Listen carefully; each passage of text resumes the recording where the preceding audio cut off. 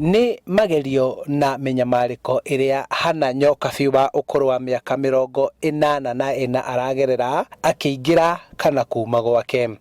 Aria mariganitie na hana ni mendetie tiri uria uguritwo ni mwene kandarathi uria uraka barabara, uguo mugunda wa social ugathiururukirio ni marima manene maria matigitwo tiri na mahiga yenjwo. Ndianeirie nja gwake no gwakwa ndagakire na ni acokire gukienja riu gwakwa ni kurie. Marima maya matiganeirio thutha wa thuti wa mbeca kuma kuri mwene kandarathi uyu, na uguo ona hatari kuhuthira watho na mitaratara aria mari na utonga uyu wa tiri makendia. Tutirenda akire hau akinyite tondu akira hau akinyite ri nyumba ya matha ni kugua tondu ni ruthingo-ini biu na nyumba ya matha iri o hakuhi. Cucu uyu arakaya ateithio na guthondekerwo riingiriro ona undu umwe agitirwo kumanagia na ugwati uria ungirehwo ni marima maya gutiganirio. Ayenja kware akenderie China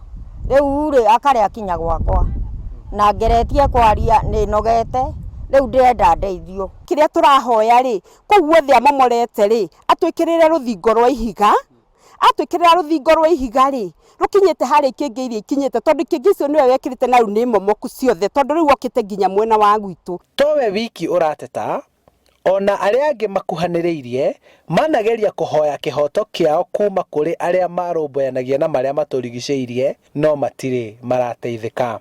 To thina wa mihunguru na marima no mwene kandarathi uyu ninge ni ahingite barabara na guita tiri uria utarahuthika, undu uria uhingiriirie aingi mihango-ini yao.